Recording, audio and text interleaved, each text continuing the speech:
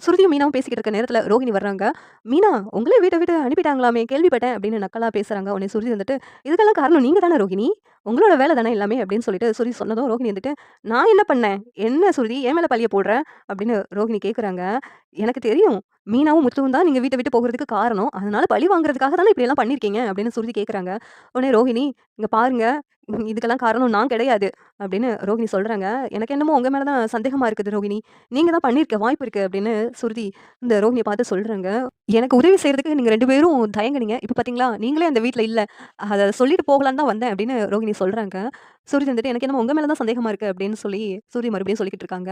ரோகிணி, "தேவையில்லாம என் மேல சந்தேகப்படாதீங்க" அப்படின்னு அந்த இடத்த விட்டு கிளம்பி போயிடுறாங்க. சுருதி, "நான் இவங்கள ஃபாலோ பண்றேன். இவங்க என்ன பண்றாங்கன்னு தெரிஞ்சா தான் உண்மைய கண்டுபிடிக்க முடியும்" அப்படின்னு மீனா கிட்ட சொல்லிட்டு சுருதி ரோகிணிய ஃபாலோ பண்ணிட்டே போறாங்க. ரோகிணி அந்த சாமியார் அம்மா கிட்ட பேசிட்டு இருக்காங்க. "இப்ப நான் சொல்றத அப்படியே உன் மனோஜ்ட்ட போய் சொல்லுங்க" அப்படின்னு சொல்லிக்கிட்டு இருக்காங்க. உடனே அந்த நேரத்துல கரெக்ட்டா சுருதி வந்துட்டு, "ரோகிணி, இப்ப தெரிஞ்சுச்சு. இந்த சாமியார் அம்மா ஃபோட்டோவ ஏற்கனவே முத்து என்கிட்ட காமிச்சாரு. இதெல்லாம் உங்களுடைய பிளான் தானே? நீங்க தானே மீனாவ வீட்ட விட்டு துரத்துறதுக்கு இப்படியெல்லாம் பிளான் போட்டுருக்கீங்க. எதுக்காக இப்படி கேவலமான விஷயம்லாம் பண்ணிக்கிட்டு இருக்கீங்க?" அப்படின்ட்டு ரோகிணிய ஒரு அரைஞ்சிடுறாங்க.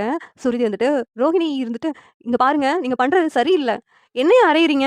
அப்படின்ட்டு ரோகிணி சுருதிய கோவப்படுறாங்க. "பண்றதெல்லாம் ஃப்ராடு தனம். அப்புறம் என்ன பண்ண? இப்பவே வாங்க ஆன்டி கிட்ட எல்லா உண்மையும் சொல்லுங்க. அப்பதான் மீனாவ வீட்டுக்குள்ள ஏத்துக்குவாங்க" அப்படின்னு சொல்லிட்டு சுருதி சொல்றாங்க. ரோஹிணி வந்துட்டு, "நான் எதுவுமே பண்ணல. இந்த சாமியார் அம்மா தான் அங்க வீட்டுக்கு வந்து சொல்லுச்சான்னு எனக்கெல்லாம் தெரியாது.